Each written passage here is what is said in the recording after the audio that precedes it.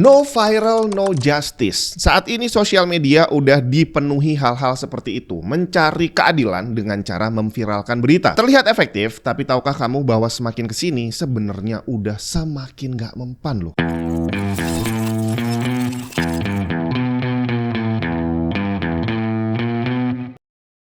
Memang ada masanya di mana berita viral ini bisa membawa dampak positif untuk kita. Kasus hukum yang mandek nggak ada prosesnya, begitu viral langsung jalan lagi dengan lancar gitu ya. Saat ini memang kelihatan masih seperti itu, tapi sebenarnya udah enggak. Kalau nggak percaya, coba aja kamu perhatiin. Tiap kali ada berita viral dan memang ada action gitu ya saat itu, tungguin aja beberapa minggu kemudian. 1 bulan, 2 bulan misalkan, beritanya udah nggak viral lagi, gimana kelanjutannya? Apakah kamu tahu si pelanggar yang waktu kemarin viral itu sekarang dihukum seperti apa? Atau jangan-jangan masih bebas-bebas aja. Sosial media sekarang udah terlalu rame. Dulu masih bisa menjadi penyelamat, tapi sekarang ya cuma bisa bikin tambah ruwet aja. Setiap hari kita melihat ketidakadilan, kita ngelihat pelanggaran. Gak usah yang gede-gede, yang kecil-kecil aja lah. Nah, setiap hari pula orang-orang ini banyak yang berusaha untuk memviralkan. Sekali lagi, gak usah yang gede. Hal-hal remeh di sekitar kita. Pelanggaran lalu lintas, atau apalagi orang rokok sambil nyetir.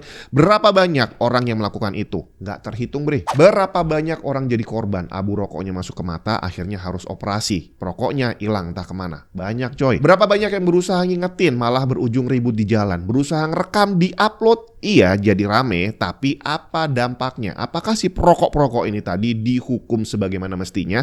Kayaknya enggak deh ya. Ada enggak yang pernah ngelihat beritanya, gara-gara direkam, akhirnya masuk penjara, atau dapat denda apa gitu? Ya mungkin ada 1-2, tapi dibandingin kejadian setiap harinya, kayaknya nggak ada artinya sih. Terlalu banyak berita yang pengen viral. Terlalu banyak ketidakadilan yang memang layak untuk diviralkan kalau memang viral itu bisa membawa keadilan. Tapi sekali lagi sayangnya kapasitasnya udah nggak cukup bre. Kasus penculikan anak beberapa waktu lalu yang langsung viral itu iya langsung rame. Netizen langsung bergerak, polisi langsung bergerak. Dan gak lama kemudian anaknya ketemu walaupun udah nyebrang pulau. Tapi kasus sebelumnya yang sudah banyak terjadi, sudah di-upload juga tapi nggak viral, gak dapat perhatian sebagaimana mestinya. Dan hal ini sudah dipahami oleh banyak orang bahwa untuk mendapat perhatian harus diviralkan. Polanya udah terlihat bahwa orang-orang yang seharusnya bereaksi, yang bertanggung jawab untuk menjaga keadilan gitu ya, mereka nunggu viral dulu baru bergerak. Dan walaupun udah viral, nggak juga mereka langsung gerak satset bre. Kadang-kadang geraknya lambat-lambat, terus jawabnya dikit-dikit gitu ya, dibikin gantung-gantung. Seolah-olah tungguin aja beberapa minggu, paling bulan depan ada yang viral baru lagi dan yang ini akan dilupakan.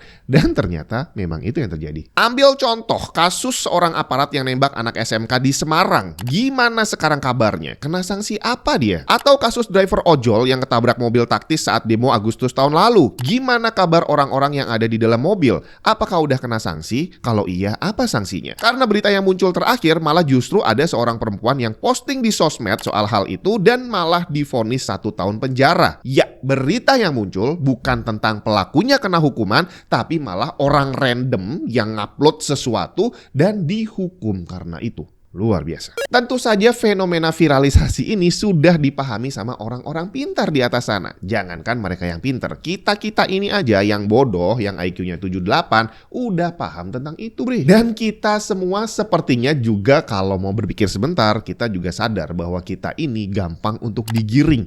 Asal ada berita heboh, kita langsung rame-rame ke sana bre. Macam kasus sama Korea Selatan kemarin, gak pakai lama netizen kita bergerak serentak dengan sangat luar biasa untuk menyerang Korea Selatan. Yang diperlukan hanya sedikit pemicu, berita heboh. Di mana sayangnya berita-berita yang akhirnya beredar di luar sana tidak semuanya valid. Dengan gampang sekarang ini kita bisa bikin berita hoax dan yang hoax ini jadi viral bre. Dan karena dia baru naik masih anget-angetnya, berita penting yang sebelumnya viral yang seharusnya dapat perhatian akhirnya langsung terlupakan. Kita dengan gampangnya tergiring untuk memviralkan berita yang palsu tadi. Dan akhirnya disinilah no viral no justice sudah hampir menemui ujung usianya. Terus apa yang harus kita lakukan? Soalnya kalau nggak diviralkan udah jelas nggak akan akan ada action gitu ya, atau actionnya bakal lama banget yang akhirnya ya lupa juga, baik aparatnya maupun korbannya semuanya jadi lupa atau malas untuk lanjutin. Lebih baik ada secerca harapan gitu bang, di-upload nungguin viral, siapa tahu viral biar ada action walaupun sedikit. Kalau enggak ya udah berarti nasib gitu ya. Iya, kalau menurut saya sih mendingan nggak usah aja kali ya. Hentikan bersuara di sosial media karena sekarang ini udah nggak ada manfaatnya. Kita lebih banyak dicuekinnya dibandingin dapat perhatian. Jangankan cuma yapping di sosial media, demo bulan Agustus kemarin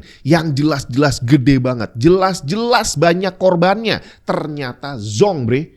Sampai hari ini kita masih dicuekin, padahal kemarin udah seheboh itu loh. Tuntutan masyarakat saat itu yang kita ngancam, ini perampasan aset harus segera diberlakukan. Ternyata sampai hari ini nggak ada beritanya sama sekali. Yang disahkan malah justru hal-hal lain yang tidak berhubungan dengan tuntutan kita di bulan Agustus itu. Dan sampai hari ini kita diem-diem aja bre. Para pejabat di atas sana udah paham tentang hal ini. Mereka udah apal sama kita, mereka udah apal polanya masyarakat itu seperti apa. Kalau nggak percaya, trial nih coba. Kemarin siapa yang dibenci sama orang? Oh ini nih dijarah rumahnya. Oke, kasih jabatan aja. Kita lihat masyarakat diem atau enggak. Dan ternyata diem bre. Jadi sekali lagi mereka udah tahu kita akan seperti apa. Dan kalau dibilang nunggu viral tanpa perlu kita upload berita untuk jadi viral, mereka bisa aja bikin berita juga yang gak kalah viralnya. Masalah MBG nih yang terakhir saya baca udah memakan korban lebih dari 28.000 siswa keracunan. Tapi sampai hari ini gak ada investigasi apapun. Dan kita cuma diem aja. Iya kita ngoceh di sosmed tapi jelas gak ada hasilnya. Pejabat merangkap jabatan dengan gaji fantastis udah sering kita lihat, tapi giliran seorang guru honorer kerja double langsung ditangkap dengan tuduhan pidana merugikan negara. Dan sekali lagi, kita diem aja. Iya, yapping di sosmed, tapi gak ada hasilnya. Modern problem membutuhkan modern solution. Dan solusi viral-viral ini tadi udah ketinggalan zaman. Jadi udah waktunya sekarang kita upgrade. Tapi gimana cara upgrade-nya? Masih ingat gak? Beberapa waktu lalu ada seorang mahasiswa mengajukan gugatan ke MK terhadap pasal 106 Undang-Undang Lalu Lintas. Tuntutannya adalah tentang perlindungan terhadap pengendara dari para perokok yang ngerokok sambil nyetir.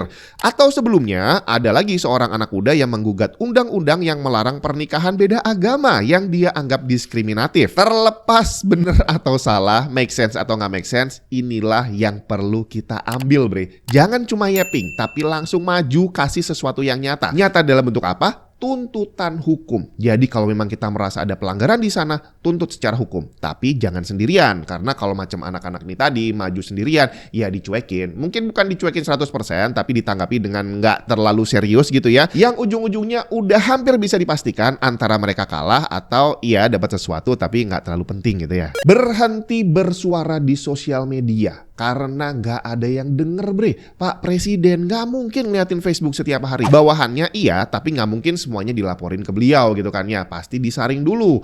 Kalau Mas Gibran, ya mungkin masih bisa sih kalau dia Facebookan tiap hari. Tuntutlah ketidakadilan lewat jalur hukum. Jangan cuma ngoceh. Soal merokok di jalan, korban udah banyak dan tindakan ini sepertinya juga mengalami pembiaran. Belum pernah saya lihat di jalan ataupun membaca berita perokok ditangkap karena ngerokok saat nyetir. Dihimbau, ya. Tapi kalau dihukum, yang rame-rame banyak orang dihukum, belum pernah saya lihat. Nah, yang perlu kita lakukan sekarang adalah ngumpulin orang-orang yang memang dirugikan karena hal itu.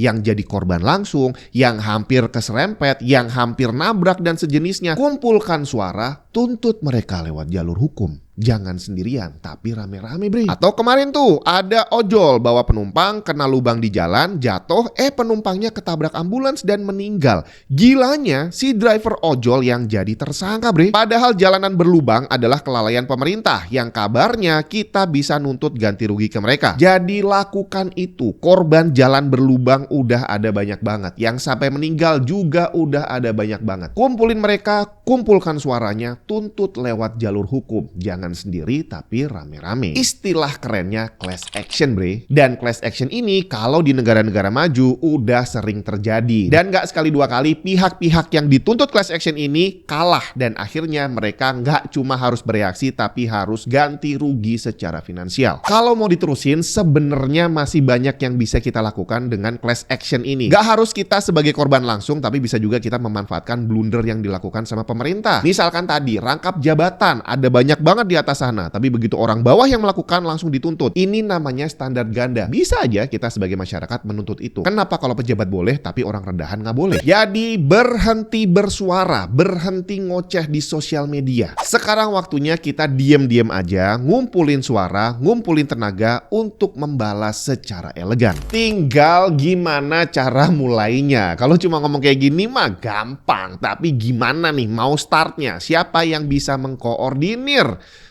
Ada ide nggak ya?